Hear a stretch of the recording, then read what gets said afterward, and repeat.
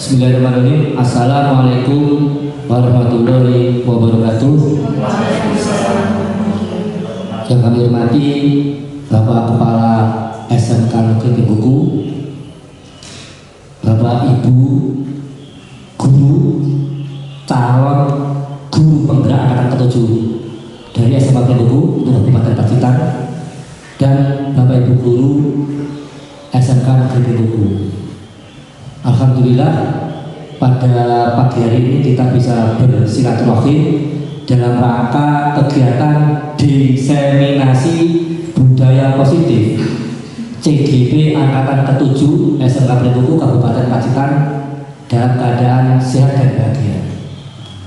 Allahumma sholli ala sayyidina Muhammad. Salawat salam semoga selalu tercurah pada teladan kita Nabi Muhammad SAW. Bapak Ibu, untuk mempersingkat waktu, ini nanti akan Bapak Ibu guru calon guru penggerak angkatan 7 akan menyampaikan materi tentang budaya positif. Untuk yang pertama nanti akan disampaikan oleh Bapak Triyono Eskom. Kedua, nanti materi akan disampaikan oleh Ibu Anita Nur Apriani SPD. Ketiga, nanti akan disampaikan oleh Bapak Dwi Prastyo ST. Sebelum penyampaian materi akan disampaikan dulu sambutan atau motivasi dari Bapak Kepala SMK Negeri Pringulu. Kepada Bapak Dr. Andes Hendrik Subroto MM, kami persilakan. Assalamualaikum warahmatullahi wabarakatuh. Terima kasih atas waktunya kepada tim calon guru penggerak angkatan ke-7 yang luar biasa pada hari ini mengambil tema budaya positif. Jadi saya menghargai dan saya terima kasih ya pada teman-teman calon guru penggerak angkatan ke-7 yang appreciate ya, karena ini luar biasa memberikan paradigma baru ya, karena dengan adanya budaya positif ini nilai-nilai dari keyakinan ya, kemudian juga kebiasaan-kebiasaan yang ada di sekolah ini nanti akan berpihak pada murid dan dapat berkembang menjadi pribadi-pribadi yang penuh hormat ya, pribadi yang selalu bertanggung jawab ya. Dan oleh karena itu dengan adanya budaya positif ini nanti sekolah akan lebih maju dan berbudaya, karena dengan adanya budaya ini nanti akan memberikan solusi yang terbaik ya, terutama dengan penerapan profil pelajaran Pancasila ya, pada poin yang bertakwa kepada Tuhan Yang Maha Esa. Jadi saya sangat bersyukur ya, selamat ya kepada teman-teman calon guru penggerak angkatan ke-7 di tahun 2023 ini, dan semoga sukses memberikan yang terbaik untuk melayani anak didik kita dan mencerdaskan anak-anak bangsa. Dan kami selaku kepala sekolah SMK Negeri Pringulu mengucapkan selamat ya, semoga kalian sebagai guru penggerak angkatan ke-7 sukses dan memberikan yang terbaik. Terima kasih. Assalamualaikum warahmatullahi wabarakatuh.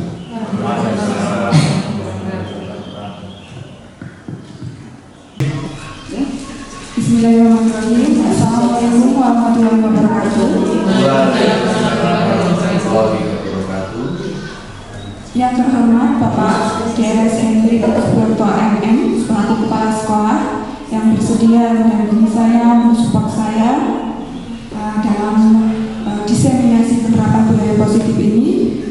Kemudian terima kasih juga kepada rekan sejawat yang bersedia hadir meluangkan waktu untuk mengikuti diseminasi penerapan budaya Angkatan 7 Kabupaten Pacitan, SMKN Hukum.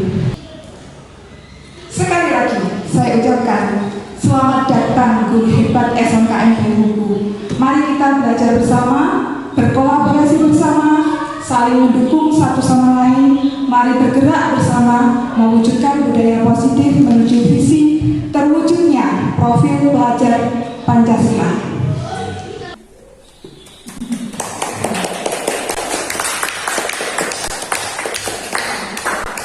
Pada pertemuan kali ini, tujuan seminasi ini sebenarnya adalah peserta dapat memahami konsep inti budaya positif yang pada akhirnya nanti mampu menerapkan budaya positif di sekolah. Jadi pertemuan kali ini diharapkan nanti Bapak Ibu setelah dari diseminasi ini mampu menerapkan budaya positif di sekolah, setidaknya di kelas masing-masing. Sebelum ke materi, saya kemukakan dulu beberapa pertanyaan. Mohon dijawab setuju atau tidak setuju. Yang pertama, hukuman dapat mendisiplinkan anak. Setuju atau tidak setuju Bapak Ibu? Tidak setuju. Oke. Yang kedua, pemberian hukuman dengan hal positif seperti membaca atau membersihkan halaman sekolah dapat meningkatkan disiplin. Tidak setuju. Tidak setuju. Semuanya? Adakah yang setuju? Ada yang setuju juga. Oke. Kemudian selanjutnya pernyataan berikutnya, memberi penghargaan dapat meningkatkan motivasi belajar anak. Setuju? Ada yang tidak setuju juga ternyata. Oke, untuk menjawab pertanyaan ini akan kita pelajari dulu materi. Nanti di akhir kita simpulkan. Kita kembali lagi ke pertanyaan ini, benarkah hukuman dapat mendisiplinkan anak? Kedua, pemberian hukuman dengan hal positif seperti membaca atau membersihkan halaman sekolah dapat meningkatkan disiplin anak? Apakah memberi penghargaan dapat meningkatkan motivasi belajar anak?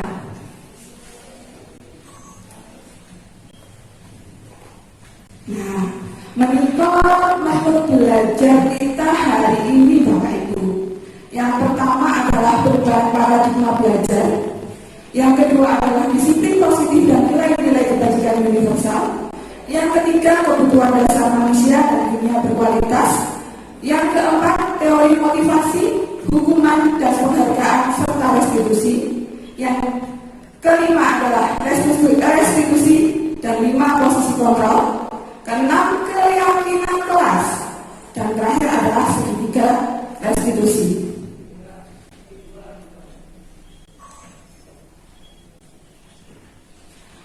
Materi pertama adalah perubahan paradigma belajar. Pembelajaran paradigma baru adalah pembelajaran yang berpusat pada murid dan dirancang sesuai dengan kebutuhan dasar murid atau pembelajaran terdiferensiasi sehingga setiap siswa dapat belajar sesuai kebutuhannya untuk mewujudkan profil pelajar Pancasila. Bapak Ibu masih ingat ya pelajar Pancasila itu seperti apa profilnya? Yang pertama, beriman bertakwa pada Tuhan Yang Maha Esa dan berakhlak mulia. Yang kedua, berkebinekaan global. Selanjutnya adalah bergotong royong. 3, kreatif. Dan seterusnya adalah mengenal PTS. Terakhir adalah mandiri.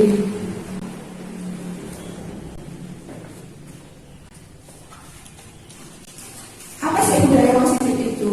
Budaya positif di sekolah adalah nilai-nilai, keyakinan-keyakinan, dan kebiasaan-kebiasaan di sekolah yang berpihak pada murid. Budaya positif menimbulkan rasa aman dan nyaman murid dalam proses belajar. Budaya positif juga dapat mendorong murid memiliki motivasi intrinsik dan memiliki disiplin positif sehingga menjadi murid mandiri, berintegritas, ulet dan bertanggung jawab. Jadi mereka punya karakter yang baik itu mulai dari motivasi intrinsiknya, dari dalam dirinya, bukan dari motivasi eksternal saja, tapi sudah sudah muncul motivasi dari dalam diri siswa sendiri, mau menjadi baik, mau mandiri, berintegritas, ulet, dan bertanggung jawab.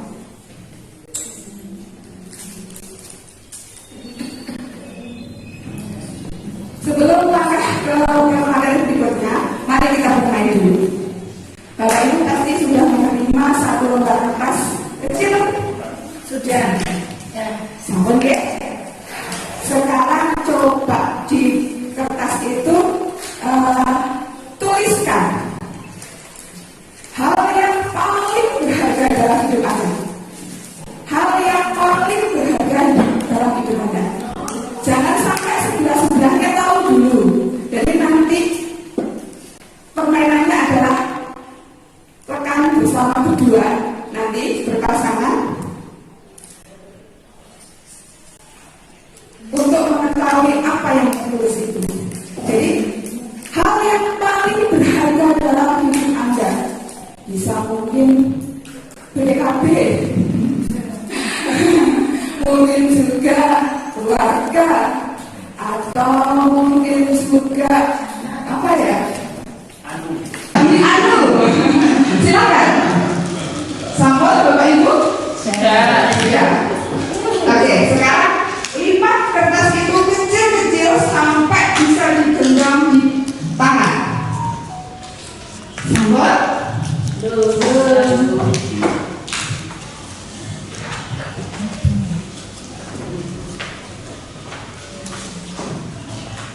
Saya minta sekarang Bu Dwi sama Siti.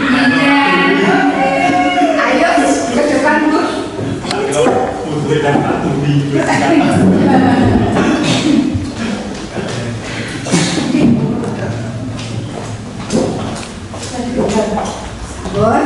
Ini digenggam, ya digenggam. Sekarang yang digenggam Bu Dwi aja. Bu Siti disimpan dulu, Sekarang coba Bu Dwi itu mempertahankan atau membuka, silakan. Bu Siti berusaha membuka. Pokoknya kalau sampai terbuka, berarti ini nanti jadi miliknya Bu Siti. Paham ya Bu Dwi? Iya. Monggo, 1, 2, 3.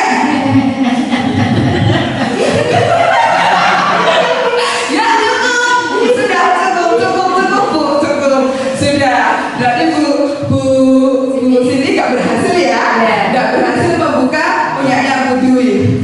Seandainya saya kenapa Bu Dwi mempertahankan nggak boleh dibuka? Suka-suka? Bu Dwi. Nggak boleh diberikan ke Bu Siti. Nggak tanya, untuk apa? Oh gitu. Coba Bu minta katanya untuk saya gunakan apa? Boleh. Tapi kan nggak tahu dia mau tanya nggak tahu. Oke, kalau Bu Siti, kenapa kok besar sekali? Saya ingin tahu apa yang menjadi yang berharga bagi Ibu. Oke. Terima kasih Bu Siti, terima kasih Bu Dwi. Mohon maaf ini tadi saya sudah maju ke depan. Terima kasih. Mohon kembali. Ya Bu, udah satu. Jadi dari permainan ini, Bapak Ibu, ternyata Bu Dwi itu tetap mempertahankan, nggak mau membuka, karena Bu Dwi tidak tahu alasan Bu Siti mau apa, mau memiliki yang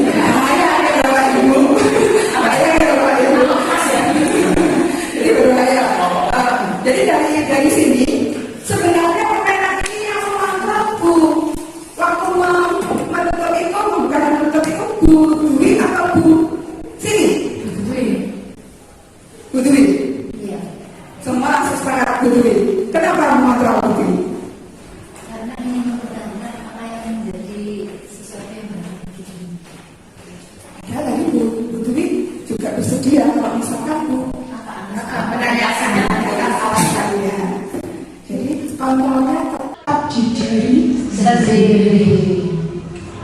mau membuka atau mau Menutup.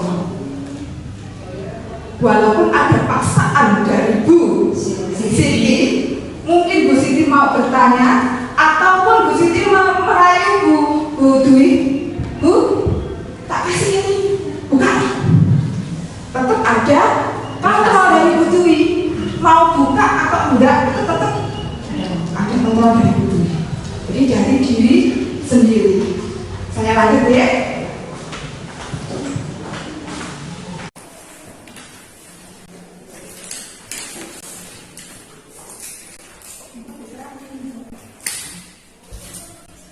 Ini teori kontrol dari Dr. William Glasser. Miskonsepsi tentang makna kontrol. Jadi pernyataan yang salah tentang makna kontrol. Bahwa yang pertama, ilusi guru mengontrol murid. Sebenarnya nggak bisa guru itu mengontrol murid. Karena murid itu punya pribadi, punya karakter, punya pemikiran sendiri-sendiri. Yang kedua, ilusi bahwa semua perbuatan positif, efektif dan bermanfaat. Jadi ada penghargaan, kemudian ada rayuan, sokongan, itu semuanya perbuatan positif, efektif dan bermanfaat. Padahal terkadang dengan penghargaan ada yang iri. Ini benar. Kemudian kalau ada penghargaan, kadang itu juga menjadikan anak motivasinya berkurang. Kalau misalkan tidak ada penghargaan, anak malas melakukannya. Tapi kalau ada penghargaan, anak mau. Jadi ketergantungan terhadap penghargaan. Ilusi bahwa kritik dan membuat orang merasa bersalah dapat menguatkan karakter. Ini juga miskonsepsi, Bapak Ibu. Yang terakhir, ilusi bahwa orang dewasa memiliki hak untuk memaksa. Jadi yang lebih senior bisa memaksa yang junior. Kakaknya bisa memaksa adiknya.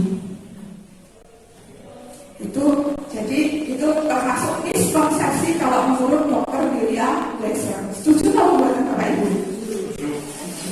Oke, saya lanjut ke materi berikutnya. Stephen R. Covey dalam Principles Centered Leadership 1991 mengatakan bahwa bila kita ingin membuat kemajuan perlahan, sedikit-sedikit ubahlah sikap atau perilaku kita. Namun, bila kita ingin memperbaiki cara utama kita, maka kita perlu mengubah rangka acuan kita. Ubahlah bagaimana Anda melihat dunia, bagaimana Anda berpikir tentang manusia, ubahlah paradigma Anda, skema pemahaman dan penjelasan aspek-aspek tertentu tentang realitas. Itu menurut Stephen R. Covey.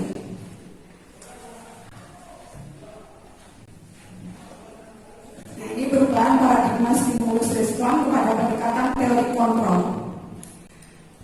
Realitas kebutuhan kita sama, padahal kenyataannya kebutuhan kita berbeda. Kebutuhan siswa kita berbeda, tidak bisa disamakan. Ada yang mungkin sudah punya pengetahuan awal yang lebih daripada teman-temannya. Jadi dalam pengajaran juga kita tidak bisa langsung mengajarkan sama rata. Harus sesuai dengan kebutuhan murid.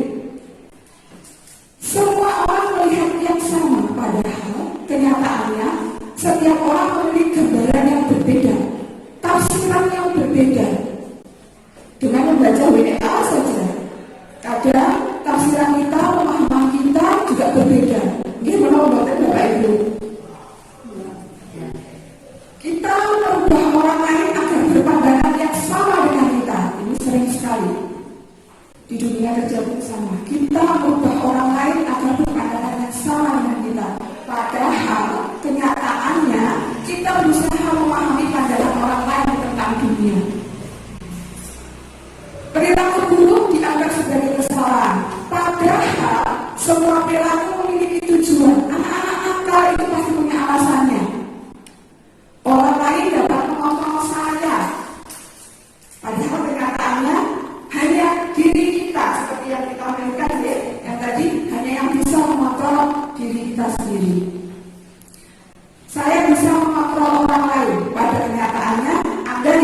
mengontrol orang lain karena punya pemikiran sendiri.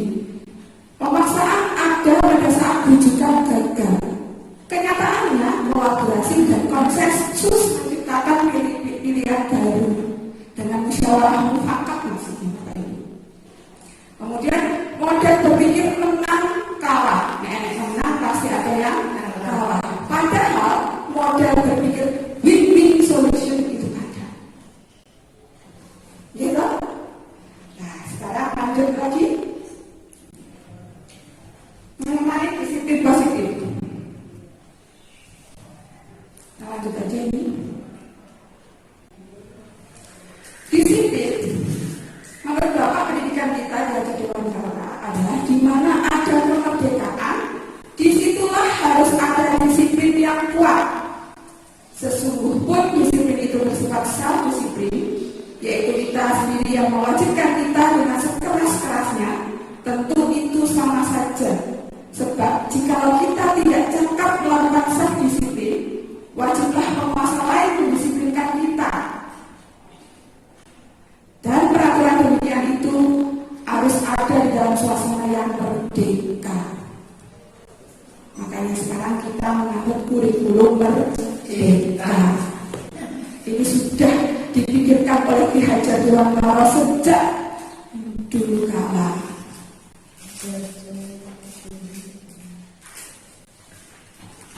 Jadi disiplin itu artinya bahwa untuk mencapai kemerdekaan atau dalam konteks pendidikan kita saat ini adalah untuk menciptakan murid yang merdeka. Syarat utamanya adalah harus ada disiplin yang kuat. Disiplin yang dimaksud adalah disiplin diri yang memiliki motivasi intrinsik. Ingat Bapak Ibu, motivasi intrinsik, motivasi dari dalam, sehingga mereka dapat berperilaku yang mengacu pada nilai-nilai kebajikan universal yang disiap dulunya.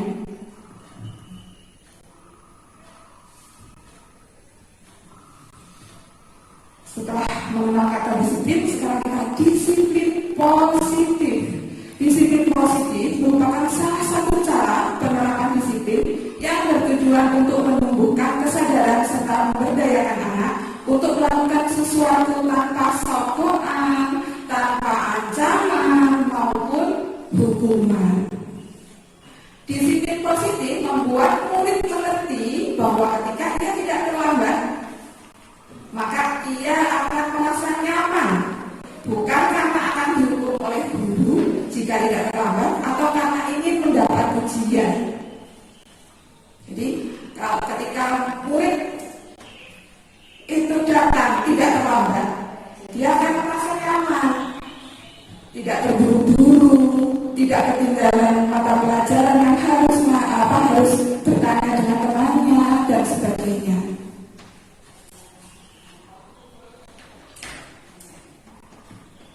Nilai-nilai kebajikan universal. Nilai-nilai kebajikan adalah sifat-sifat positif manusia yang merupakan tujuan mulia yang ingin dicapai setiap individu. Menurut Dr. William Fraser pada teori kontrol menyatakan bahwa setiap perbuatan pasti memiliki suatu tujuan. Diane Grosser melanjutkan dengan mengaitkan nilai-nilai kebajikan yang diyakini seseorang, maka motivasi dari dalam akan terbangun, sehingga menggerakkan motivasi dari dalam untuk dapat mencapai tujuan mulia yang diinginkan.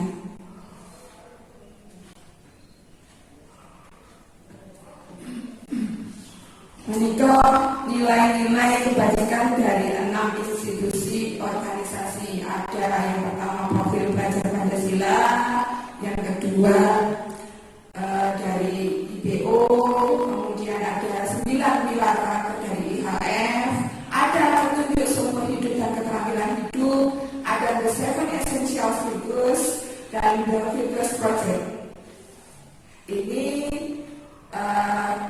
referensi kita tentang nilai-nilai kebajikan. Kalau yang pertama yang sudah kita pakai pasti Bapak Ibu sudah hafal sekali, yaitu profil belajar Pancasila. Ini yang menjadi tujuan pendidikan kita, yaitu mewujudkan peserta didik yang beriman bertakwa pada Tuhan Yang Maha Esa dan berakhlak mulia, mempunyai sifat berkebinekaan global, punya sifat gotong royong, mandiri, kreatif, dan bernalar kritis. Ini referensi yang kedua dari IPO dan IHF.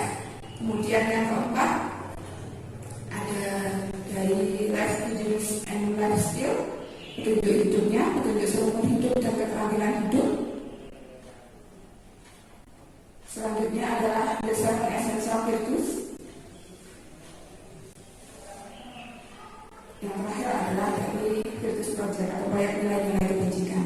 Ini hanya referensi nilai-nilai kebajikan yang ada. Sebenarnya mungkin banyak sekali nilai-nilai kebajikan. Kebutuhan dasar manusia. Materi berikutnya. Menurut Dr. William Glasser, kebutuhan dasar manusia itu ada 5, Bapak Ibu. Yang pertama, bertahan hidup. Contoh, misalkan ada anak yang tidak bawa bekal, tidak bawa uang jajan, akhirnya dia pasti mengganggu teman-temannya yang bawa bekal. Dia tahu buatan, pasti minta satu suap, pasti ngambil. Nah, itu termasuk kebutuhan dasarnya itu memang Bapak Ibu, bertahan hidup. Lapar Bu, kalau diingatkan pasti lapar Bu. Kemudian yang kedua adalah kasih sayang dan rasa diterima. Biasanya anak-anak ini yang masih kurang, kebutuhannya masih kurang terpenuhi, itu biasanya mencari perhatian Bapak Ibu guru di kelas. Mungkin dengan cara ngomong atau bertanya yang ada di luar konteks. Contoh lagi adalah untuk yang kebutuhan dasar penguasaan. Ada anak yang pengennya selalu tampil depan. Jadi dia menunjukkan penguasaan di materi yang kita sampaikan. Itu merupakan kebutuhan dasar dia juga, bahwa dia perlu menunjukkan penguasaannya dalam materi. Kebebasan dan kesenangan ini mungkin juga dapat terlihat saat anak itu atau murid itu di kelas usil senang mengganggu temannya, senang. Tapi dia juga perlu kebebasan, mungkin bosan dengan pelajaran kita. Jadi kebutuhan dasar manusia ada 5: bertahan hidup, kasih sayang dan rasa diterima, penguasaan, kesenangan, kebebasan. Baik seluruh manusia termasuk murid kita pasti punya kebutuhan dasar ini yang harus dipenuhi. Kalau tidak terpenuhi, pasti akan muncul suatu yang lain daripada yang lain. Nah, dunia berkualitas Anda adalah tempat khusus dalam pikiran Anda, tempat Anda menyimpan gambaran representasi dari semua yang Anda inginkan, bisa berisi orang-orang, hal-hal dan apa saja yang terkait dalam hidup Anda dan membuat Anda merasa bahagia dan terpenuhi kebutuhan dasar Anda. Murid kita juga mempunyai gambaran dunia berkualitas mereka. Tentu sebagai guru, kita ingin mereka memasukkan hal-hal yang bermakna dan nilai-nilai kebajikan yang hakiki dalam dunia berkualitas mereka.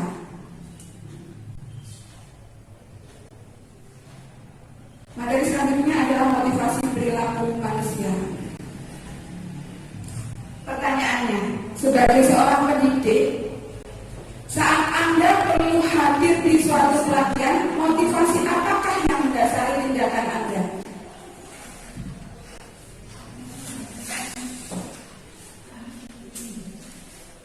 Monggo Bapak Ibu, adakah? Mungkin dari Pak Hakim. Sebagai seorang pendidik, saat Anda perlu hadir di suatu pelatihan, misalkan dalam diseminasi ini, motivasi apakah yang mendasari tindakan Anda? Mendapat ilmu baru. Oke. Bu Cindy dan Bu Urip sama ya? Mendapatkan ilmu dari guru ingin baca. Alhamdulillah. Semoga dengan pertemuan kali ini, diseminasi kali ini, Bapak Ibu mendapatkan sesuai yang diinginkan. Amin. Jadi kemungkinan jawabannya adalah kemungkinannya loh ya ini. Apakah Anda karena tidak ingin ditegur oleh pihak panitia, ditegur oleh saya misalkan, atau ditegur oleh kepala sekolah? Bisa juga seperti itu. Kemungkinan yang kedua adalah Anda ingin dilihat dan dipuji oleh lingkungan Anda bahwa Anda mendapat penghargaan sebagai guru yang berprestasi, yang rajin, yang mau ikut pelatihan. Kemungkinan yang terakhir mungkin sama dengan Bu Urip, Bu Jawa, Bu Urip, dan Bu Siti tadi. Anda ingin menjadi pembelajar sepanjang hayat, menjadi orang yang berusaha dan bertanggung jawab serta menghargai diri Anda sendiri sebagai teladan bagi murid-murid Anda, guru-guru Anda, serta lingkungan Anda, karena Anda percaya tindakan Anda sebagai pemimpin pembelajaran akan jadi panutan oleh lingkungan Anda. Menghargai nilai-nilai kebajikan diri sendiri, mau menjadi pembelajar sepanjang hayat. Semoga kita semua bisa menjadi seperti ini.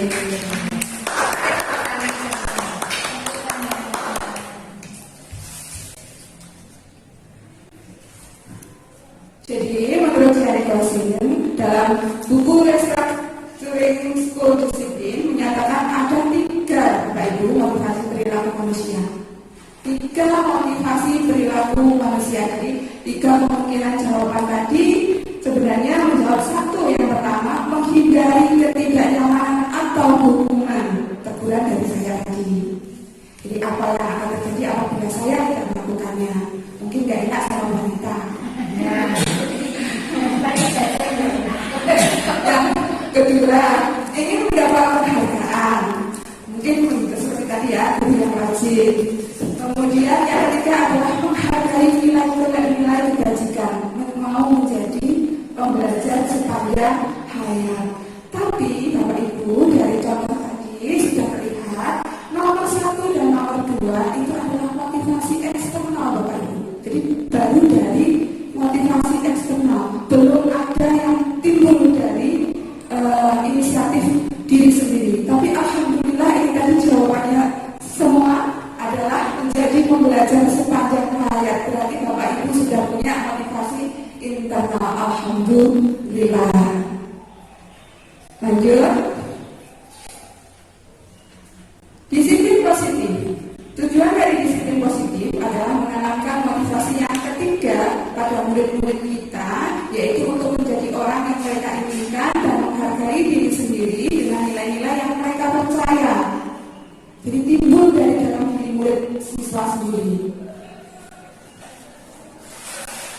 Disiplin positif hubungan tidak, konsekuensi iya, restitusi iya. Ini paham ya Bapak Ibu? Tidak. Nah karena ada kasus seperti ini, misalkan Iva kurang menguasai pelajaran matematika, sehingga pada saat pelajaran tersebut berlangsung, dia lebih banyak berdiam diri atau menggambar di buku pelajarannya.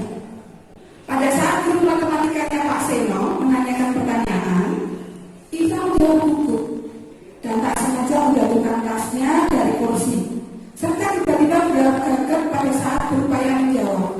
Seluruh kelas pun tertawa melihat perilaku Iva yang bicaranya tergagap dan terkejut tersebut. Pak Seno pada saat itu membiarkan teman-teman Iva menertawakan Iva yang tergagap malu dan malu luar biasa, dan malahan minta Iva untuk maju ke depan dan berdiri di depan kelas sambil menunjuk hidungnya karena tidak bisa menjawab pertanyaan. Kelas makin gaduh, anak-anak tertawa melihat Iva di depan kelas mengangkat ujung hidungnya. Dari kasus ini Bapak Ibu, apakah Anda setuju dengan tindakan Pak Sino terhadap Iva? Ya jelas tidak toh. Mengapa? Ya dia melakukan di depan teman-temannya, akhirnya anaknya menjadi minder. Terus tambah nangis. Ya.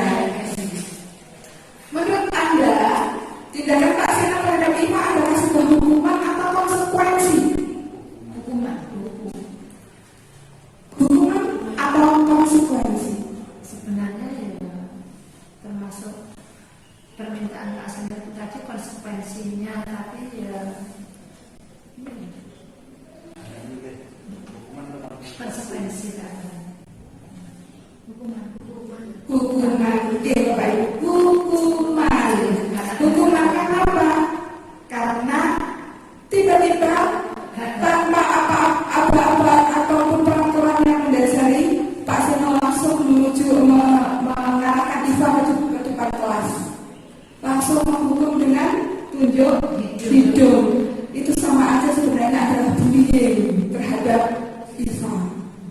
Jadi tidak ada apa sebelumnya dari Pak Seno terhadap IFA.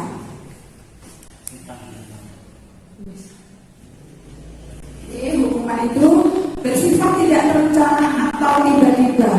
Anak atau murid tidak tahu apa yang akan terjadi dan tidak dilibatkan. Hukuman bersifat satu arah, jadi dari Pak Seno atau IFA saja, dari pihak guru yang memberikan, dan murid hanya menerima suatu hukuman tanpa melalui suatu kesepakatan atau pengarahan dari pihak guru, baik sebelum atau sesudahnya. Hukuman yang diberikan bisa berupa fisik maupun psikis. Murid atau anak disakiti oleh suatu perbuatan atau kata-kata.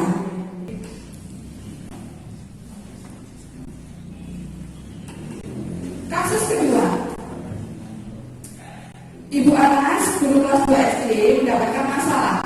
Murid-muridnya tidak bisa tertib berdiri antri di depan pintu kelas dan selalu berebutan masuk ke dalam kelas setelah jam istirahat usai. Ini tentunya sangat mengganggu proses pembelajaran, di mana kelas tidak dapat mulai tepat waktu karena Ibu Anas sibuk menenangkan murid-muridnya untuk waktu yang cukup lama. Akhirnya, Bu Anas berpikir cepat dan mengandalkan stiker bintang. Setiap murid-muridnya akan masuk kelas usai jam istirahat, Bu Anas akan mengiming-imingi murid-muridnya dengan stiker bintang. Siapa yang dapat berdiri lurus dan berbaris rapi antri di depan pintu dapat bintang dari Bu Anas. Sebagian besar murid-muridnya menyambut tantangan tersebut dan langsung berdiri rapi di depan pintu agar mendapatkan stiker bintang. Hal ini terus dilakukan Bu Anas selama beberapa minggu karena cukup berhasil membuat murid-muridnya berdiri rapi antri di depan pintu. Sampai pada suatu hari Bu Anas sakit dan terpaksa digantikan Pak Heru. Pak Heru tidak mengetahui tentang stiker bintang dan benar saja pada saat mau masuk usai jam istirahat, murid-murid kelas 2 kembali berebutan masuk kelas. Apa yang terjadi? Mengapa? Adakah yang bisa menjawab?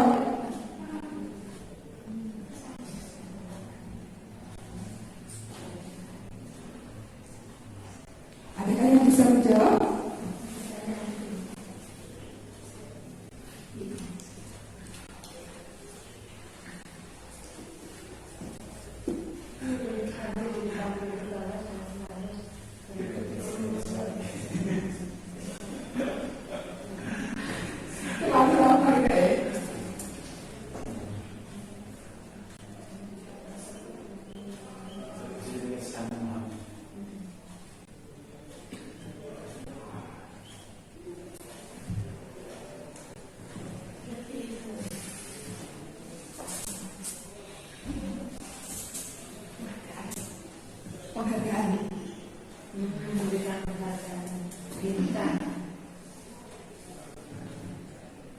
Stiker bintang dengan penghargaan.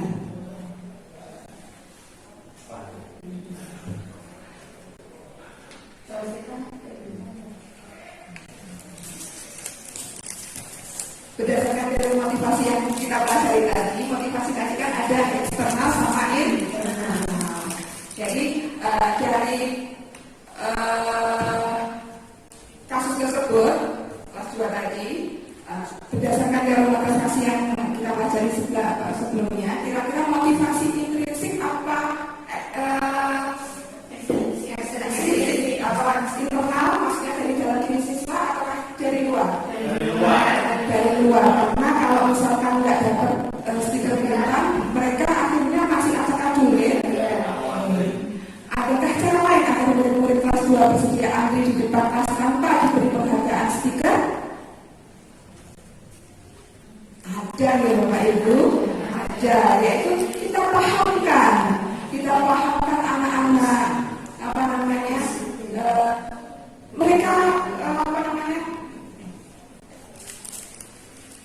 dengan disiplin, dengan masuk kelas tanpa berebut, tanpa antri, mereka lebih banyak mendapatkan materi, tidak ada yang tersinggung senggol, karena terlalu ribut.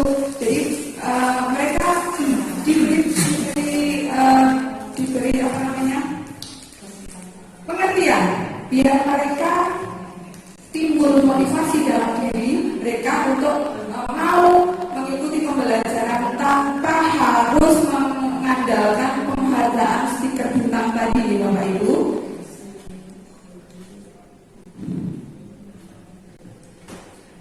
Jadi ini seperti yang kasus tadi, dihukum oleh penghargaan.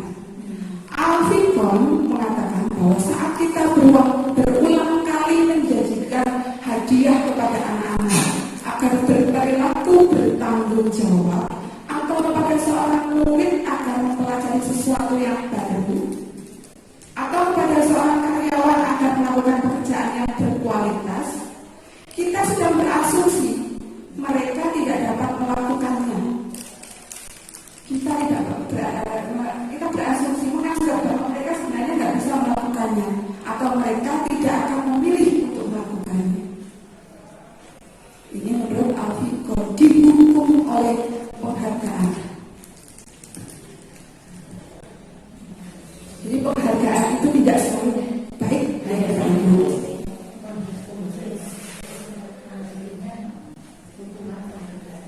Konsep disiplin dengan identitas gagal, pakai hukuman dan penghargaan. Ini sebenarnya kalau yang saya pelajari adalah masih identitasnya masih gagal. Hukuman itu sesuatu yang menyakitkan harus terjadi, kadang membekas pada anak, membuat anak sakit fisik maupun hati untuk jangka waktu yang lama. Mungkin Bapak Ibu masih ingat sampai sekarang, bahkan yang kejadian di SD kalau mendapatkan hukuman dari Bapak Ibu gurunya yang dulu pasti masih ingat, masih terbekas di hati. Kemudian mendorong anak menyakiti diri sendiri, konsep diri yang buruk, jadi menganggap diri sendiri buruk. Anak belajar untuk menyembunyikan kesalahan, takut kesalahannya itu diketahui, tidak jujur akhirnya, merasa marah, merasa bersalah, dipermalukan, merasa tak dihargai, itu pasti ada kalau kita pakai hukuman. Selanjutnya adalah penghargaan. Penghargaan itu jangka pendek dan jangka panjang. Jadi kadang memang dalam diri pribadi satu penghargaan itu membekas di memori jangka pendek sama jangka panjang, tergantung individunya. Penghargaan itu sebenarnya tidak efektif karena lebih sering jangka pendeknya. Penghargaan merusak hubungan. Ini seandainya misalkan teman kita dapat penghargaan, mungkin ada yang nggak suka, kok nggak aku sih, yang dapat. Nah, penghargaan mengurangi ketepatan. Sebenarnya yang mau dituju A karena penghargaan akhirnya beda ya. Akhirnya B. Nah, penghargaan menurunkan kualitas.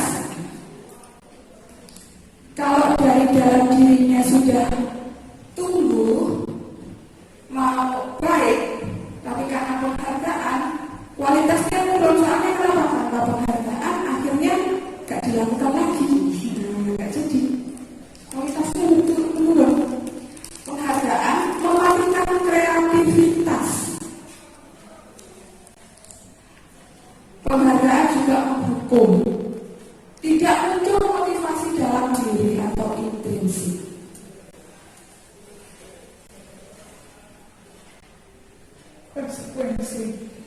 Konsekuensi sekarang, sanksi atau konsekuensi ini sebenarnya sudah berencana atau sudah disepakati, sudah dibahas dan disetujui oleh murid dan guru. Umumnya bentuk-bentuk konsekuensi dibuat oleh pihak guru atau sekolah, dan murid sudah mengetahui sebelumnya konsekuensi yang akan diterima bila ada pelanggaran, ada yang tidak sesuai yang disepakati.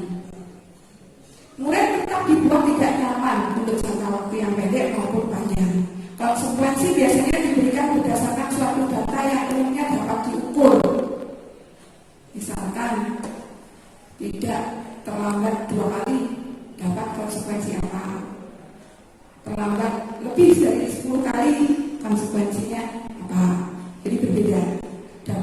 mengukur. Sikap guru di sini senantiasa memonitor murid. Ini untuk konsekuensi. Saya lanjut ke sini. Misalkan berjemur di lapangan basket pukul 12 siang karena mengobrol dengan teman, termasuk hukuman, apa konsekuensi Bapak Ibu? Berjemur di lapangan basket pukul 12 siang karena mengobrol dengan teman, hukuman. Oke. Murid diminta berjalan kaki karena tidak menggunakan sepatu warna hitam sesuai peraturan sekolah. Hukuman atau konsekuensi? Hukuman. Oke. Berdiri di depan kelas sambil mengangkat kaki satu karena tidak bisa menjawab pertanyaan. Hukuman. Oke. Membersihkan tumpahan air di meja tulis karena tersenggol pada saat belajar. Membersihkan tumpahan air di meja tulis karena tersenggol pada saat belajar. Konsekuensi. Oke, konsekuensi. Kemudian kehilangan 10 menit jam istirahat untuk mengerjakan tugas karena terlambat datang dan tertinggal pelajaran selama 10 menit. Konsekuensi. Konsekuensi. Duduk di bangku di pinggir lapangan pada jam istirahat tidak diizinkan bermain oleh guru piket karena mencederai teman saat bermain di lapangan. Hukuman atau konsekuensi? Konsekuensi. Konsekuensi, Bapak Ibu. Terlambat hadir di pembelajaran daring 15 menit dan diminta untuk tinggal kelas usai membahas ketertinggalan pembelajaran. Konsekuensi. Wah, tepat semua Bapak Ibu. Alhamdulillah. Lagi mengelilingi lapangan basket 2 kali karena terlambat 10 menit untuk pembelajaran PJOK atau pelajaran olahraga. Konsekuensi karena pelajaran olahraga. Ya. Membersihkan WC sekolah karena mematahkan pensil kawannya. Hukuman atau konsekuensi? Hukuman. Oke. Berarti dari beberapa kasus ini Bapak Ibu jawabannya hampir semuanya tepat. Alhamdulillah bisa membedakan antara konsekuensi dengan hukuman. Yang lanjut.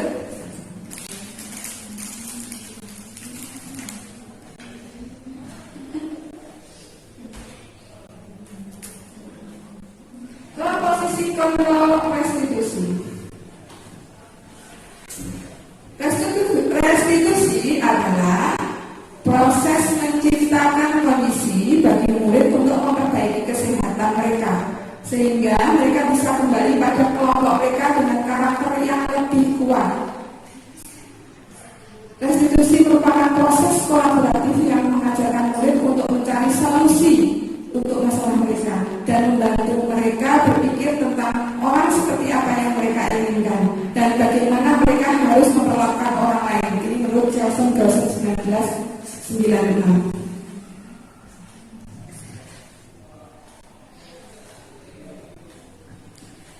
Konsep disiplin dengan tadi yang saya jelaskan di awal tadi kan hukuman dengan penghargaan itu merupakan konsep disiplin dengan identitas yang gagal. Kalau hukuman dan penghargaan, maka identitas sukses itu bisa dicapai dengan konsekuensi dan restitusi. Konsekuensi itu adalah sesuatu harus terjadi, tidak nyaman untuk murid. Ciri-cirinya ini Bapak Ibu, korban bisa diabaikan, murid atau anak dibuat tidak nyaman, penguatan hanya bertahan dalam jangka waktu pendek, memerlukan monitoring dan supervisi terus-menerus dari guru. Apa peraturannya? Mampukah kamu melakukannya? Terima kasih. Seperti itu kalimat-kalimat yang muncul.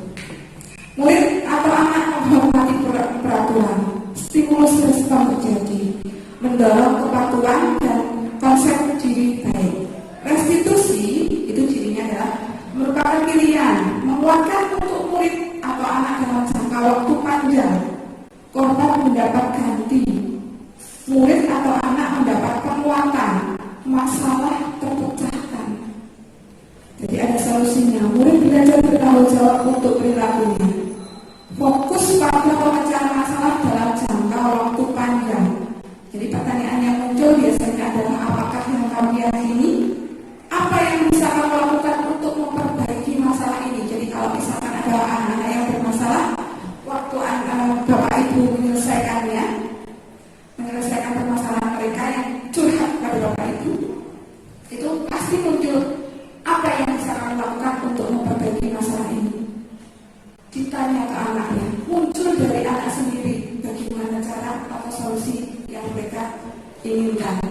murid atau anak menghormati dirinya dan orang lain yang dirugikan tadi? Apakah hal ini yang sesungguhnya ingin kamu lakukan? Ini pasti muncul juga pertanyaannya. Teori kontrol pasti ada di restitusi, mendorong disiplin positif dan konsep diri yang kuat, karakternya yang kuat. Jadi nanti kalau misalkan mereka ketemu masalah yang sama, mereka tidak perlu lagi orang lain untuk membantu menyelesaikannya. Mereka sudah punya dari dalam dirinya, oh ini seharusnya seperti ini, karena saya sudah pernah seperti ini.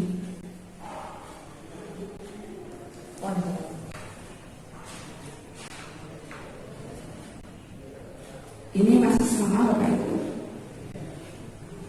Jadi yang identitas data tadi hubungan maupun penghargaan, murid atau anak belajar menyembunyikan kesalahan-kesalahan yang disembunyikan, mencoba mengotor anak dengan penguatan negatif, membayar impas kesalahannya. Saya pun juga melakukannya Bapak Ibu. Jadi mencoba mengotor anak dengan penguatan negatif, membayar impas kesalahannya. Nek kamu salah seperti ini, apa yang kamu lakukan? Kadang anak tidak bisa memunculkan solusi. Kadang kita langsung mendoktrin, ya wes, sanksimu ini. Padahal sebenarnya itu bukan sanksi, tapi hukuman. Dampak pada murid mungkin marah, merasa bersalah, rendah diri, mengasingkan diri, minder.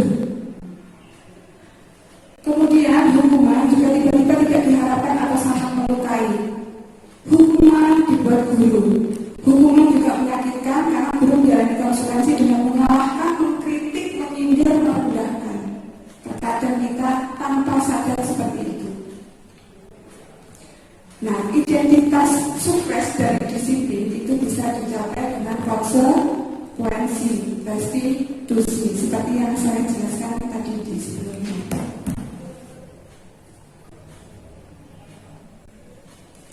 Restitusi adalah sebuah cara menanamkan disiplin positif pada murid. Restitusi bukan untuk menebus kesalahan, namun untuk belajar dari kesalahan. Jadi kalau misalkan salah seperti ini, misalkan melakukan kesalahan, iya yang mengatasi. Jangan sampai kesalahan ini terulang lagi. Seperti itu. Restitusi mencari kebutuhan dasar yang mendasari tindakan. Kebutuhan dasarnya tadi sudah saya sampaikan ya Bapak Ibu, ada 5 ya.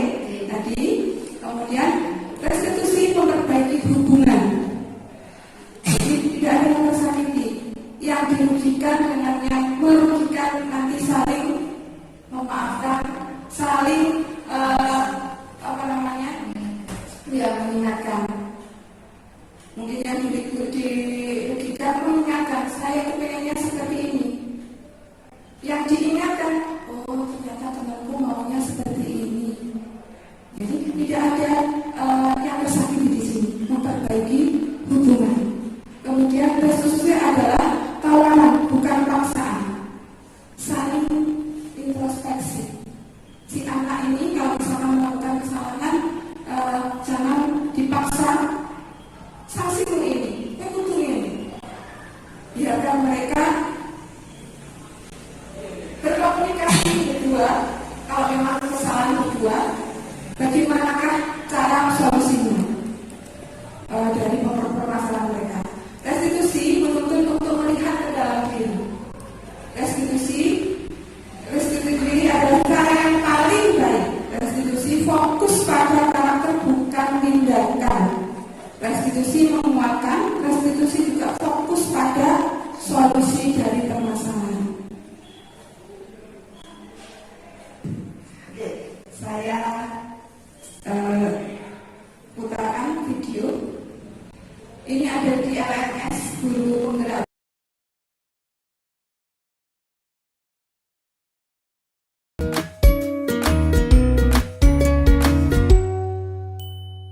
Salam bahagia Ibu dan Bapak guru hebat. Dalam penerapan disiplin positif restitusi, salah satu program yang dikembangkan adalah 5 posisi kontrol. 5 posisi kontrol dalam restitusi adalah proses perjalanan seorang pendidik agar dapat mengenali dirinya.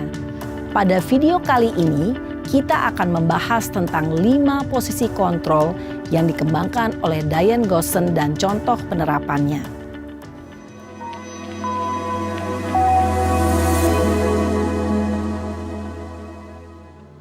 Lima posisi kontrol itu adalah 1. Posisi penghukum.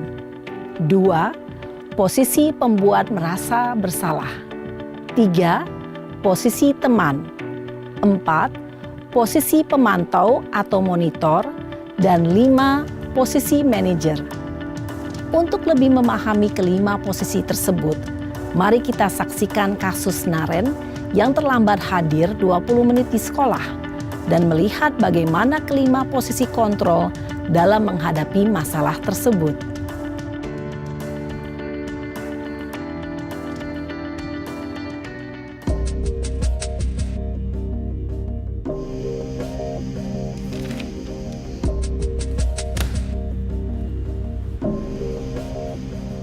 Naren! Sini kamu! Selamat pagi, Bu. Selalu terlambat. Kamu deh, pasti terlambat. Maaf, Bu. Saya... Apa? Apa coba? Alasan kamu apa lagi? Kapan sih kamu tidak terlambat? Malas sekali ya kamu jadi anak.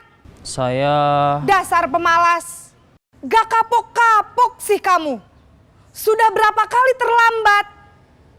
Sana, kamu keliling lapangan basket 2 kali. Kenapa saya harus keliling lapangan basket, Bu? Kenapa? Kamu mau lawan ibu? Berani-beraninya jawab. Sudah terlambat, masih berani jawab pula. Sekarang, keliling lapangan basket 5 kali sekalian. Biar kapok. Cepat. Pergi sana ke lapangan basket. Posisi penghukum biasanya berbicara dengan nada tinggi, menghardik, menunjuk-nunjuk, menyakiti, dan menyindir. Hukuman bisa berupa fisik maupun psikis. Ibu dan bapak guru hebat.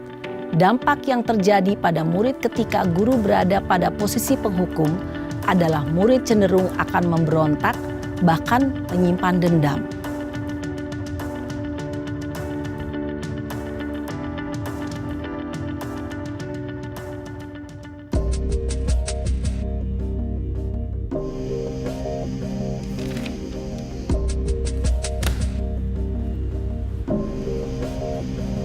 Naren!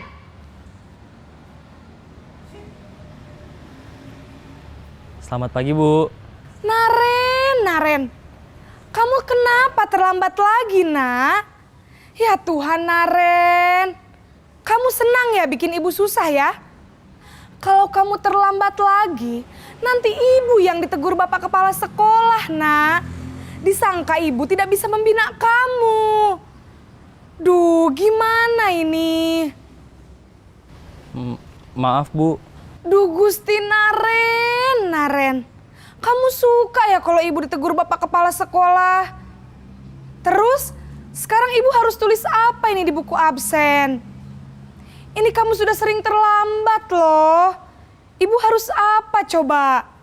Maaf, Bu. Maaf sekali. Ya sudah, lain kali jangan bikin ibu susah lagi ya, nak ya. Ibu tidak akan kuat lagi kalau kamu begini terus. Bisa jantungan kalau ibu ditegur bapak kepala sekolah. Sana cepat ke kelas. Maaf ya, Bu. Maaf sekali.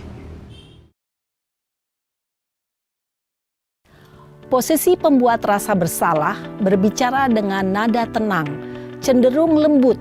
Namun kata-kata yang diutarakan membuat murid merasa menjadi orang yang gagal. Memandang buruk dirinya sendiri, merasa tidak berharga, dan tidak sanggup membahagiakan orang lain. Ketika guru mengambil posisi pembuat rasa bersalah, murid akan menganggap dirinya yang bersalah dan ia akan menyimpan emosi negatif tersebut di dalam dirinya.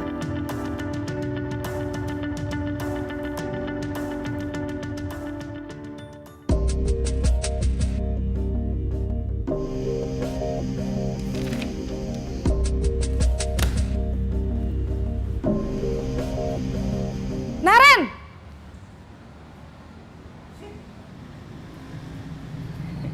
Selamat pagi, Bu. Wah, sudah jam berapa ini, Nak? Terlambat lagi ya, sayang? Iya, Bu. Habis ibu saya lupa bangunkan saya, Bu. Kamu malah menyalahkan ibu kamu. Kamu bukannya anak yang larinya paling kenceng. Kok terlambat sih? Iya, Bu. Saya memang terlambat bangun tadi. Jadi, biarpun saya lari kencang, tetap gak kekejar, Bu. Ya sudah sana, nanti lain kali larinya lebih kenceng lagi ya. Biar gak terlambat lagi. Bikin seneng ibu, demi ibu. Bisa kan? Bisa lah, Bu. Ya sudah sana masuk kelas. Ibu beresin urusan absen kamu. Kamu ini ada-ada saja. Dalam posisi teman, guru berbicara dengan nada suara ramah, akrab, cenderung bersenda gurau untuk menjaga suasana tetap santai. Murid akan merasa senang, aman, dan akrab dengan guru. Identitas yang tercipta adalah identitas sukses atau berhasil. Namun, perlu diingat, karena ini masih dorongan eksternal, maka ada faktor ketergantungan dari murid kepada orang tertentu. Di sini, guru absennya, sehingga di lain waktu, murid bisa berperilaku baik, namun hanya kepada orang-orang tertentu saja.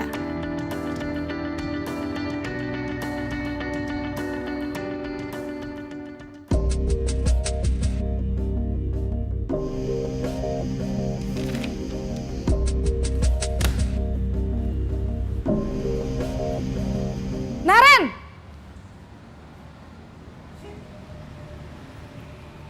Selamat pagi, Bu. Naren, apa peraturan sekolah kita tentang jam berapa kita harus masuk sekolah, Nak? Kita harus di sekolah jam 7, Bu. Iya, betul. Sekarang sudah jam 7.20. Naren sudah tahu konsekuensinya jika terlambat hadir. Paham, Bu. Saya harus tinggal kelas pas jam istirahat selama 20 menit. Iya, benar. Konsekuensinya demikian. Jadi nanti jam 9.30 pas istirahat, kamu harus tinggal di kelas, kerjakan tugas tambahan untuk ketertinggalan kamu, ya? Baik, Bu. Posisi pemantau mengandalkan penghitungan atau data untuk mengontrol murid. Guru mengarahkan murid berdasarkan peraturan dan konsekuensi. Seorang pemantau menunjukkan bahasa tubuh dan ekspresi wajah yang datar dan cenderung formal.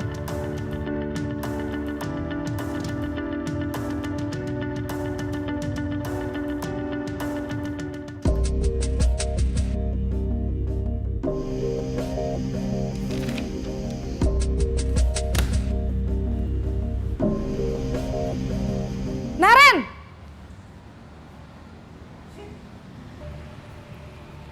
Selamat pagi, Bu. Selamat pagi, Naren. Maaf, Bu. Saya terlambat. Iya, sekolah masuknya jam 7, sekarang sudah jam 7.20. Jadi sekarang bagaimana ini, Naren? Maaf, Bu. Saya lupa setel alarm saya semalam. Baiklah, menurut kamu, keyakinan sekolah yang mana yang perlu kamu tingkatkan? Menghargai diri sendiri dan orang lain mungkin ya, Bu. Setuju. Jadi, apakah Naren meyakini prinsip saling menghormati tersebut? Iya, Bu. Saya meyakininya. Apakah Naren bersedia memperbaiki masalah keterlambatan ini? Bersedia, Bu. Bagaimana kamu akan perbaiki masalah keterlambatan ini? Saya akan coba untuk tidak lupa menyetel alarm saya, Bu. Baik, kalau Naren lupa menyetel alarm di rumah, ada orang yang kira-kira bisa bantu mengingatkan tidak? Ada, Bu. Kakak saya, Kak Ema. Ada lagi selain Kak Ema? Selain Kak Ema, ada ibu saya. Baik, jadi yang mengingatkan Naren adalah Kak Ema dan ibu kamu ya? Kira-kira akan mulai setel alarm kapan nih, Naren? Setelah pulang sekolah, akan segera saya lakukan. Baik, jadi Naren akan setel alarm untuk bangun besok pagi dan akan diingatkan oleh kakak dan ibunda Naren ya. Ada lagi yang mungkin perlu dilakukan, Naren? Agar tidak terlambat bangun lagi. Tidak ada, Bu. Baik, Naren. terima kasih untuk kerjasama kamu. Sekarang kamu perlu kembali ke kelas untuk belajar. Baik Bu, terima kasih. Posisi manajer adalah posisi kontrol yang disarankan untuk membimbing murid memiliki sikap disiplin yang positif, yaitu murid yang mandiri, bertanggung jawab, dan dapat memecahkan masalah. Tujuan dari posisi ini adalah agar murid dapat berefleksi atas tindakannya. Guru akan dengan tulus memberikan pertanyaan-pertanyaan bermakna, sehingga membuat murid dapat belajar dari kesalahannya dan mencari sebuah solusi untuk menyelesaikannya. Ibu dan Bapak guru hebat, setelah mengamati adegan kelima posisi kontrol tadi, kira-kira posisi mana yang paling ideal? Posisi mana yang dapat menunjang motivasi intrinsik murid? Ya, tentu posisi manajer. Posisi ini memang posisi ideal yang ingin dituju setiap pendidik. Pada posisi inilah, guru dapat menerapkan disiplin positif yang berpihak pada murid, yang memerdekakan murid.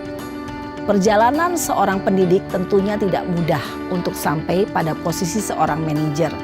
Namun, tujuan kita pasti, yaitu menciptakan murid-murid yang mandiri, merdeka, dan bertanggung jawab.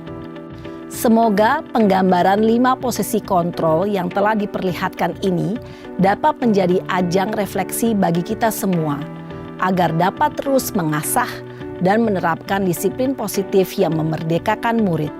Mari terus berlatih dan bersemangat. Selamat menerapkan. Salam dan bahagia, Ibu dan Bapak guru hebat.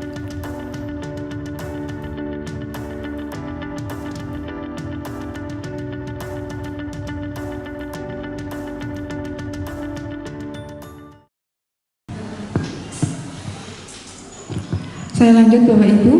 Jadi dari video tadi dapat kita ambil kesimpulan sebenarnya dalam 5 posisi kontrol guru itu ada 5. Pertama adalah penghukum, langsung dihukum si Naren tadi. Kemudian 2, membuat merasa bersalah. Yang ketiga, posisi sebagai teman.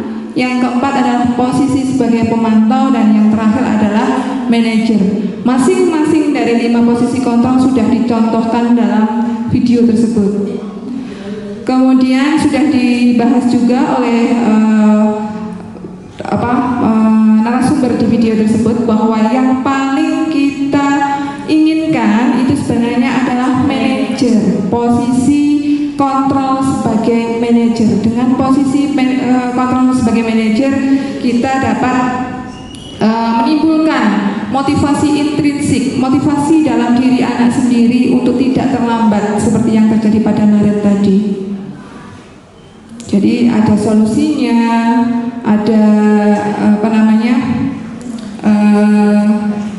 tahu apa yang diyakininya, apa yang bersedia memperbaikinya. Kemudian di sini penekanan bukan pada kemampuan membuat konsekuensi, namun berkolaborasi dengan murid bagaimana memperbaiki kesalahan yang ada. Jadi dari video tadi kan sudah dicontohkan bahwa si guru memberikan solusi, memancing solusi dari Naren untuk bagaimana tidak terlambat lagi, yaitu dengan berkolaborasi dengan kakaknya dan ibunya untuk selalu menyetel alasan. Seperti itu Bapak Ibu. Jadi kalau bisa kita sebagai guru harus bisa menjadi posisi kontrol manager. Tapi jangan takut Bapak Ibu, saya juga sama, masih belajar untuk sebagai posisi kontrol sebagai manajer ini. Saya pernah juga sebagai teman, penghukum juga, pemantau iya, pernah juga pada posisi pembuat merasa bersalah. Mulai dari melalui pendidikan guru penggerak ini baru saya mulai menyelesaikan semua masalah kelas. Kalau bisa menjadi posisi kontrol saya sebagai manajer. Keyakinan kelas. Kenapa kok pakai keyakinan bukan kesepakatan?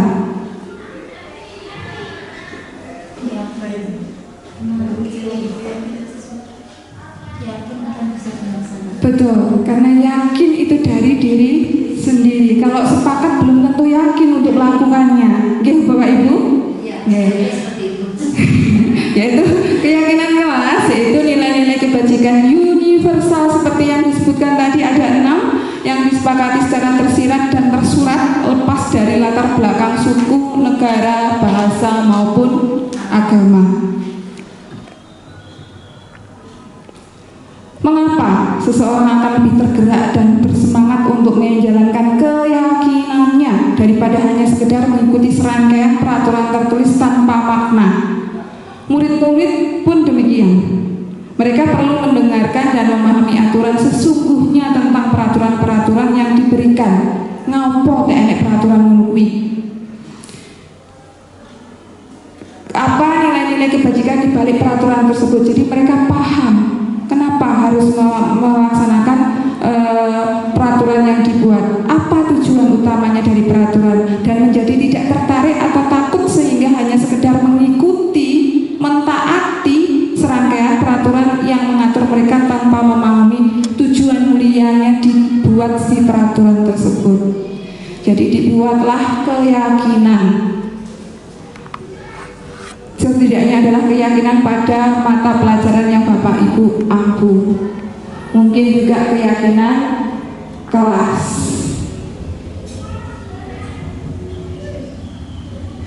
Pembentukan keyakinan kelas ini sudah saya lakukan di kelas 12 APHP 2. Keyakinan kelas itu bersifat lebih abstrak dari peraturan yang lebih rinci dan konkret. Jadi keyakinan kelas itu masih abstrak. Pernyataan-pernyataannya universal, masih umum. Kemudian pernyataannya dibuat dalam bentuk positif, tidak ada kata gila, tidak. Nah, kemudian keyakinan kelas tidak terlalu banyak sehingga mudah diingat dan dipahami oleh semua warga kelas. Dapat diterapkan di lingkungan tersebut. Keyakinan kelas hendaknya ikut, dan semua warga hendaknya ikut berkontribusi dalam membuat keyakinan kelas lewat kegiatan curah pendapat. Kemudian bersedia meninjau kembali keyakinan kelas dari waktu ke waktu kalau memang diperlukan perubahan.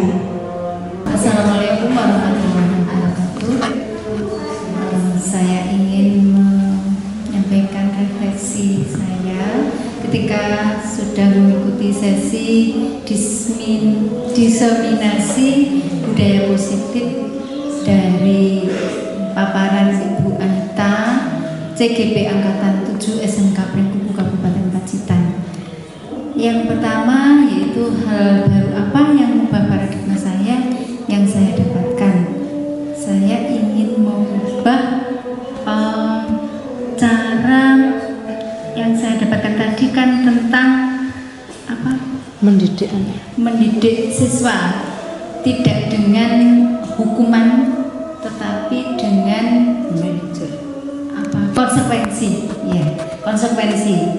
Saya kira dengan konsekuensi anak-anak akan lebih menyadari tentang kesalahannya. Tetapi kalau hukuman ini rasanya sebagai paksaan, insya Allah ini akan saya jauhkan dengan ilmu yang saya dapatkan ini. Kemudian perasaan apa yang muncul selama mengikuti sesi ini, khususnya mengenai makna disiplin dan motivasi intrinsik. Saya sangat senang sekali mendapatkan tambahan ilmu dari Bapak Ibu Guru CGP mulai dari angkatan 5 kemarin. Kebetulan saya juga mengikuti terus mulai dari Bu Nita sama Bu Anita. Ini ternyata dari materi-materi yang disampaikan di CGP ini sangat memotivasi Bapak Ibu Guru untuk kedepannya mendidik siswa-siswi ini tidak apa ya,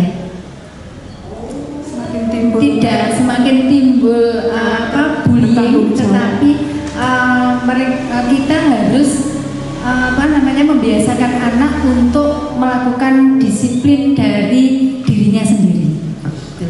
Kemudian yang ketiga, peran Among seperti apakah yang saya telah lakukan selama mengikuti modul ini?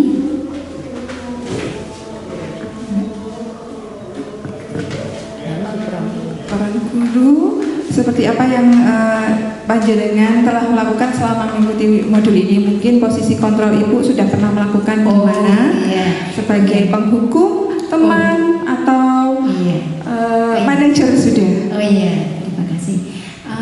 sudah pernah saya lakukan, saya sering tidak memberikan hukuman, tetapi saya sering untuk mengajak berteman dengan anak-anak untuk bersama-sama melakukan dari apa yang mereka lakukan kesalahan itu, saya ajak untuk berbuat baik, gitu, menjadi teman, saling curhat di antara kami dengan siswa, saya dengan siswa, sehingga anak tidak merasa dia itu dihukum atau diberikan punishment seperti itu.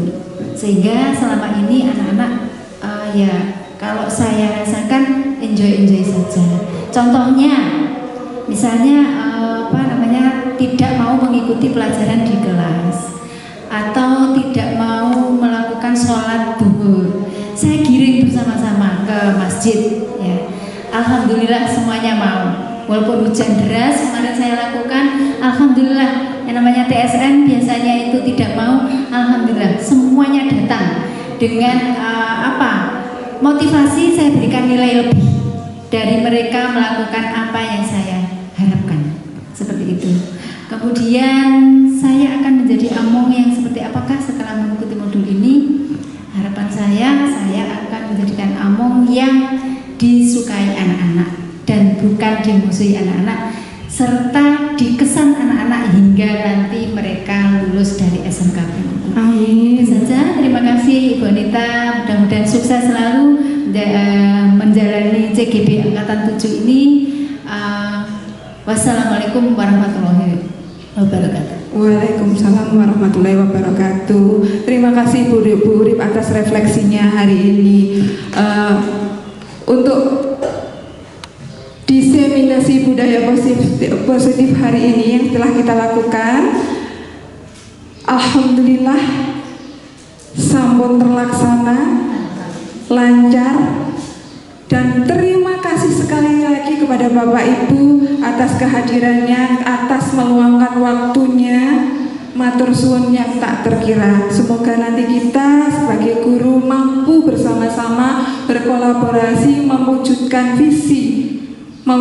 visi terbentuknya peserta didik yang berkarakter profil pelajar Pancasila. Matur nuwun rawuhipun. Terima kasih. Wassalamualaikum warahmatullahi wabarakatuh.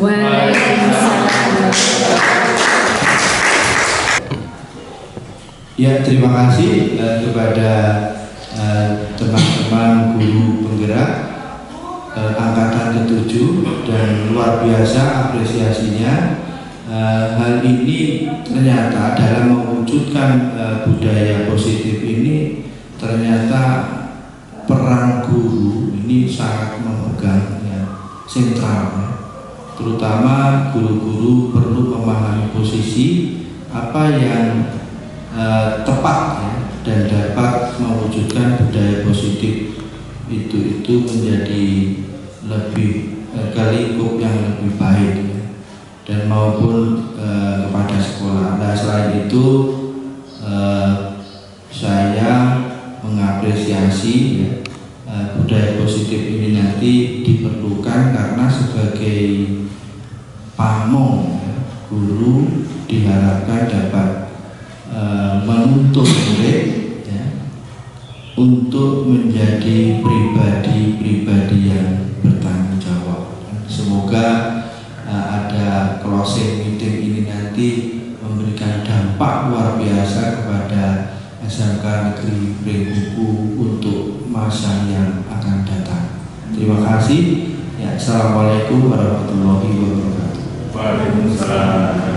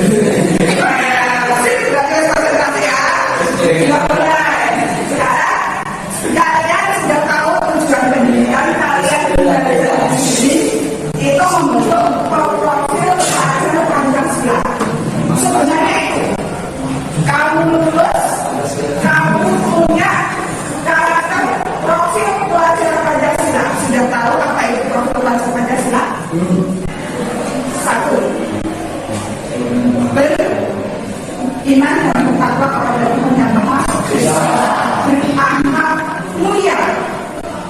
Dua, memiliki karakter mandiri.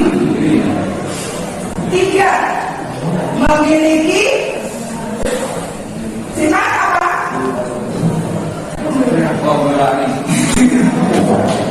Mata saya kebinekaan, global, yang toleransi ya, ada kepada budaya. Kemudian yang kelima adalah kreatif, yang banyak bernalar kritis. Maksudnya apa? Bernalar kritis. Jika ada suatu masalah yang diberikan, kalian langsung kritis bisa menyelesaikan permasalahan tanpa dibantu orang lain, menemukan solusinya. Jadi sebenarnya kalian tujuannya dididik mulai dari SD, mungkin bahkan dari awal ya sampai sekarang, itu tujuannya memang untuk bentuk karakter itu. Termasuk profil belajar Pancasila. Jadi tidak hanya ilmu saja yang kalian dapatkan di sini sebenarnya, yaitu karakternya, akhlaknya terbentuk. Untuk membentuk profil belajar Pancasila itu, kalian sebagai siswa di kelas ini khususnya, kalian punya kelas seperti apa? Seperti apa kelas kemudian kalian? Ada asal untuk sesuatu di pikiran, ya. Tuliskan apa yang ada di pikiran kalian untuk menuju ke cita-cita kalian yang membentuk Pancasila itu. Kemudian nanti lakukan semuanya setelah selesai menuliskan ya, untuk membentuk kelas kemudian seperti apa?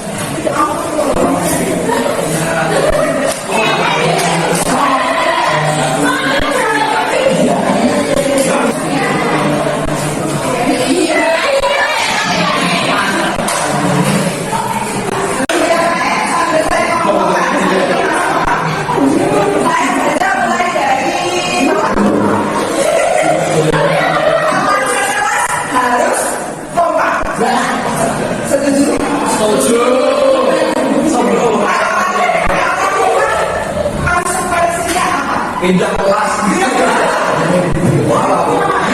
Jadi bukan sanksi ya, tapi konsekuensi dari kesalahan. Teman kelas harus kompak. Setuju semua dipakai ini. Kompak ya? Oke. Jadi apapun kegiatannya, apapun keputusan kelas harus semua dijalankan dengan oke. Tidak ketemu penyelesaiannya, maka yang terakhir adalah voting. Ya, kalau kita kesalahan diskusi orang tahu jawabannya, terakhir harusnya voting. Suara banyak itu yang harus dilakukan. Ya benar. Yang kalah voting harus langsung harus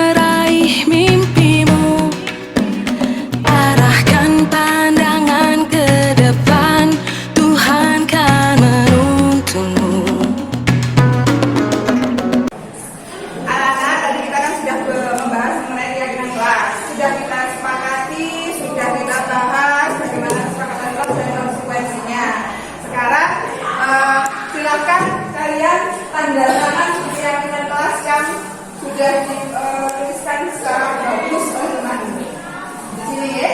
Jadi tanda bahwa kalian mau melaksanakan keyakinan kelas 11 APHP 2 ini adalah kalian tanda tangan di sini. Sepakat, yakin dengan keyakinan kelas ini. Monggo silakan maju. Mulai dari kita. Yuk. Beda bareng ayo. Berganti